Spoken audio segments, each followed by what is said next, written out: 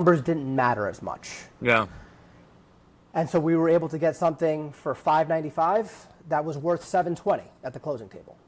It's a no-brainer, you know. And that would never happen on the MLS. Welcome to the Real Estate Pros Show, where we interview real estate investing professionals from coast to coast, as well as the service providers that serve the real estate investing industry. Our goal is simple: share what's working now to help you improve and scale your business to the next level and meet the pros that can help you get there. Real Estate Pros is powered by Investor Fuel, America's leader in helping real estate investors and professionals build the business you need to live the life you've always dreamed of. Let's start today's show. Property insurance for real estate investors doesn't have to be difficult, but it does need to be there to protect you when you need it. MyInvestorInsurance.com not only provides insurance at 15 to 30% cheaper than traditional agencies, it's built specifically for real estate investors like you. You can set up an account in about 2 minutes, get quotes on properties, turn on and turn off insurance for your fix and flip or rental properties in around 2 minutes without having to talk to anyone directly, all through our portal. There's no better way or faster way to make sure you've got the coverage you need to protect you, and no more lengthy policies either. Once you're set up, you're billed monthly and prorated by the day for however long your policy is active. It's powered by MSI, the third largest independent MGA, with 1.5 million customers and more than $1 billion in cumulative premiums written. Get set up today in about 2 minutes at myinvestorinsurance.com/fuel. Hey folks, welcome back to the show. Today's guest is an investor and realtor. His company, Zarep, does a lot of deals in the Westchester County area. Please welcome Stephen Perez. Stephen, welcome to the show. Thank you, Dylan. Pleasure to be here. Happy to be here and speak to your audience. It's great to have you. And I'm from not necessarily right in that area, but I tell people, you know, when you're from the tri-state area and then you move out to Texas, everyone that's kind of from Pennsylvania, from northern New Jersey, from the area that you're in is kind of a long-lost brother in a way when we're out here. But it's great to speak with someone from my neck of the woods. But I always like to start off at the top of the show by asking folks, you know, how they got into the real estate space. Yeah, so how I got the itch was through my father. He's been living in Florida the past 20 years. He's been buying single families, developing properties. He put up a strip mall in an area called St. Cloud, Florida. And so observing him from, you know, childhood, teenagehood, I was like, I need to get into real estate. And the itch was born with a single family home in Winter Haven, Florida. And I was living in New York, buying single families in Florida, trying the out-of-state investing thing. Went pretty well. Cash flows weren't great, but did a few deals there and realized after those few that out-of-state investing was not for me. And so I started slowly but surely selling those properties off and bringing my business to the tri-state area where I had lived my whole life. And now I try to do real estate investing within 1 to 3 hours of where I live. I think there's a lot of regionality in real estate, and I'm a fan of kind of doing this remotely, and I'm trying to do it myself, but I will say it's not easy, and you've experienced some of that. And I also think that whatever vertical people are involved in, whether it's single family, multifamily, commercial, residential, land, wholesaling, being a realtor, other verticals that I didn't name, right? It helps a lot to approach it with a regional outlook. I'm curious to get your feedback on that, because even within New York, you've carved out a niche in the Westchester County area, and I'm familiar with that area, but not super familiar with it. What's the market like out there, and what types of deals have you been looking at? Stop living on an island and join the #1 mastermind in America for professional real estate investors. Investor Fuel is a community of hundreds of the nation's top investors working together to build stronger businesses and better lives. In addition to the amazing community of real estate investors acting as a board of advisors for one another, Investor Fuel members have access to 100% funding on purchase and repairs for our members only, a health insurance program, and benefits and discounts that more than pays for the membership of most of our members, meaning it's actually costing you money to not be a member of Investor Fuel. If you're looking to scale your business and build a business that allows you to live the life of your dreams, please visit investorfuel.com today and book a call with our team. Yeah, no, good question. So it's an area that has very high price points and sophisticated owners. So it is a difficult area to do off-market deals, to do wholesaling, especially in New York being an attorney state.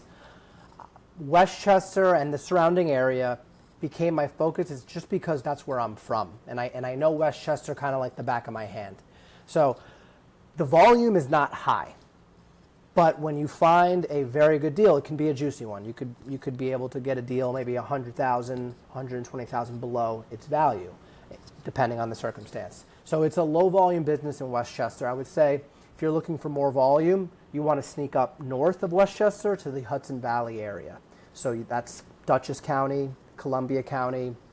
The price points aren't nearly as high, and there are more owners, I would say, that are in tougher situations, which is Westchester, that's very hard to find that. Now, in Westchester, I'm imagining the deals that you've been involved in are long-term buy and holds. And generally speaking, are you looking at a cash flow heavy strategy? Are you looking at, hey, we're going to hold on to this for X amount of years and then exit? Or is it more along the lines of, hey, the appreciation is so heavy over here that even cash flow aside, we know that we're going to have this huge exit in X number of years? Yeah, so the focus is primarily on small multifamily, anywhere from 2 to 5 units, where there is an equity play, where we can get it 15 to 20% below what it's worth, and as well as have the cash flow. But we're buying, first focus being the equity component, and second being cash flow. It is harder to cash flow in places like Westchester because the property taxes are so high and your insurance cost is elevated. But that's where, because we're focused on the equity piece, it does take longer to find deals because most owners tend to know what they're sitting on, and it's harder to find that alpha. I want to ask you a granular question here about Westchester County and what it's like owning units out there. I've spoken to attorneys from all over the country in places like Seattle, New York, where I'm at in Dallas, Texas, and some of the feedback is, when you're buying in some different markets, you do have to potentially be prepared for times of vacancy, or in some extreme cases, where you're not being paid and there's potentially a squatter. Are these things that get factored into kind of the arithmetic and your deal math when you're looking at deals? Hey, if there is a battle with a tenant issue, I might potentially be having to, hold this property for a year before I get a new tenant in there. Yeah, no, it's a good question. I would say it's definitely a big part of the equation, and it's why I've been very selective in what I buy in this area. I think one way to curb that risk is to buy multifamily properties that have strong school districts, because in many cases you're finding tenants that have children and are renting that place because it's tied to a specific school. My experience with this strategy has been 100% effective. I have not had any evictions at these properties or non-payment issues when the building or house is tied to a school district in which the parent is using. So that's one way to curb it. I would say in northern New York, it's a little bit easier to execute an eviction.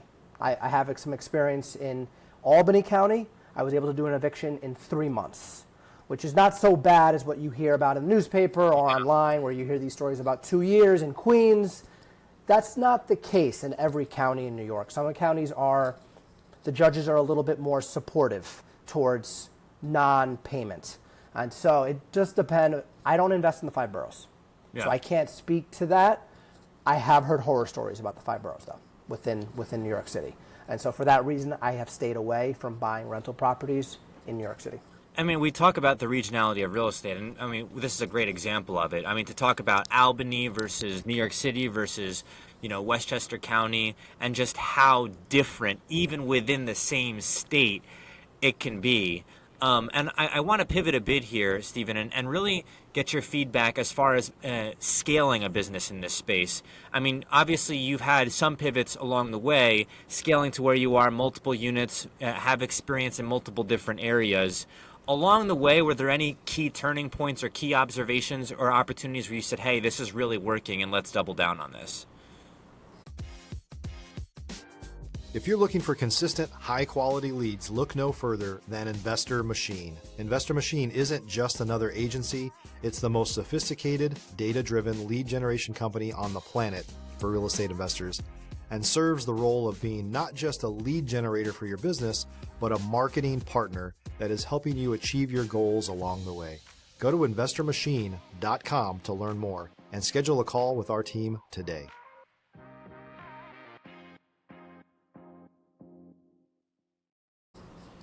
Yeah. So the big aha moment was going from buying properties on the MLS to then going off market direct to owner. And that is through a multitude of ways.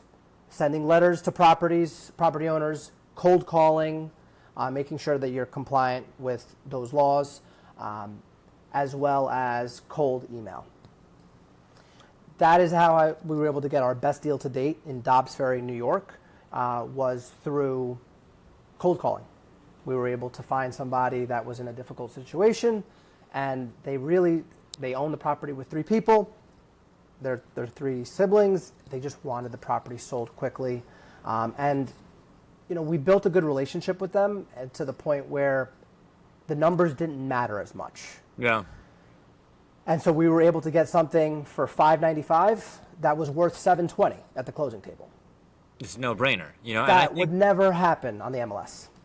One of the things that I've learned as an experienced wholesaler, really, and it's funny, Stephen, because when I became a realtor, I realized there's a huge, almost like a schism or conflict between wholesalers and realtors. Realtors really don't have the greatest regards. And I, as a wholesaler myself and I say former, but really current wholesaler, I don't have that same sentiment, but I certainly understand the perspective, the compliance issues and so on and so forth. But when I was only a wholesaler and didn't have a real estate license, we would be going into the most distressed situations. You talked about bringing kind of family together and maybe they were in some degree of distress. I've walked into people who, airship issues, someone had passed away, divorce, medical issues, someone losing their job, health issues of all different varieties. And so in so many ways, my job as a wholesaler was just as much like, hey, how do I solve some of their life problems? Like if these people need a place to stay and they can't afford their current place, how can I get them into a new place?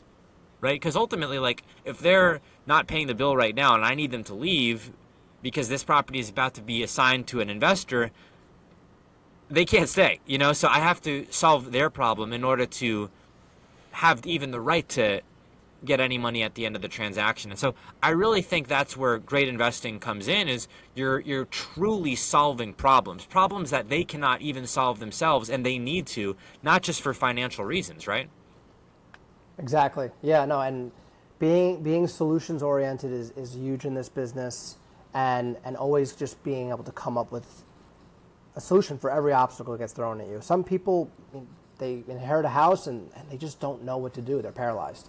And that's what my company focuses on, is we can offer you multiple solutions, whether it's a cash offer, that's something that can be done quickly, or if you're looking for top dollar, we can go a different route. We can bring it to market. And that goes back to our core, competencies, is just, hey, whatever your problem is, we're going to be able to offer you something. I think a lot of people, when they hear that, they of course say, hey, that's a no-brainer. How does it work? How can I reach out? As someone in the space, I know it's pretty tricky. It can be very challenging at times to make these deals happen, specifically in the cash offer space. And I have my own strategy, but I'm curious, without giving away all of the gold, maybe just giving away a little nugget here. What is your perspective on the cash offer space in general? I think there's a lot of people who are operating a business purely based on cash offer. They don't have the ability to list. And then there's other people who may be doing some combination of it, but it can be tricky, right? If you're a new or newer real estate investor looking to launch or grow your real estate investing business, please check out Investor Fuel Club. It's a coaching community, but unlike anything you've ever seen before. And you can actually partner with members of our mastermind from coast to coast on deals right in your market. There's no better opportunity to build a consistent business than to literally partner with pros to help you avoid costly mistakes, avoid the need for capital to do deals, and help you eliminate your fears as you're starting your business. Learn more about Investor Fuel Club at investorfuel.com/club. Definitely. And I think it depends on the type of property that we're looking at. You know, if it's something that's with a lot of acreage, or if it's a house, it's a multifamily on a small lot. But ideally, you know, I try to look at what the current market value of that property is, and ideally try to get the property purchased at 80 to 85% of that current market value. Additionally, in terms of ARV, I'd like to be 70% of ARV, of after repair value, minus the cost that it will take to renovate the property. Those are some kind of back of the napkin. With investment properties, it's hard to achieve this, but the 1% rule is kind of my back of the napkin. You know, what are the rents on this building? What do they want for the price? Can we get to 1% as is? And that's where going back to becoming very picky, because it's just so expensive to do anything now. Yeah. I try to stick to that 1% rule with a multifamily property. I want to get your feedback on this, and I know it's a little bit difficult to talk about maybe. So again, you don't have to give away all the gold here, but being a realtor while also offering cash offers can be tricky. I've brought this up with my brokerage, and I'm curious, again, without giving away all the gold, how you navigate that, because it can be tricky, right? Yeah, definitely. And I think transparency is key. And that's something that up front, before any type of cash offer is made, I make it very clear that I am a licensed realtor in New York. And we like to offer two options to property owners. This is the cash offer. This would be, you know, we'll take the house as is. You don't have to lift a finger. You can leave everything behind. And then here's the offer to list it as your realtor. And there tends to be a pretty large disparity between those two numbers. But I explain to them very clearly, here are all the pros and cons of the cash offer and of that listed offer. It's just because there's a big disparity in the number doesn't mean bringing it to market is the best idea, especially if the house is in very bad condition. What I'm noticing in our market right now is that properties that come to the MLS that are in very bad condition tend to sit. Yeah. People nowadays don't want to do a lot of heavy lifting. They don't want a $150,000 project. So just bringing it to market doesn't mean it's going to be a great outcome, at least in this area. I had a deal recently where in Mount Kisco, New York, he turned down all of my offers, and he decided to go with his friend to list the house. They brought it to market. It's been sitting. They've done 4 price cuts already. He ended up calling me back for the cash offer because he just couldn't deal with the on-market insanity. And people changing their mind. Oh, I need to wait for my lease to end. I need to wait to sell my other house. I can't close until September. He's just, you know what, take it off. I'm just going to take this to an investor off market. Yeah, so that's how it happens, right? Yeah. So I think transparency is key. I'm not trying to hide the fact that I'm a realtor. People know that going in, and I try to clearly explain those two offers and the pros and cons of them.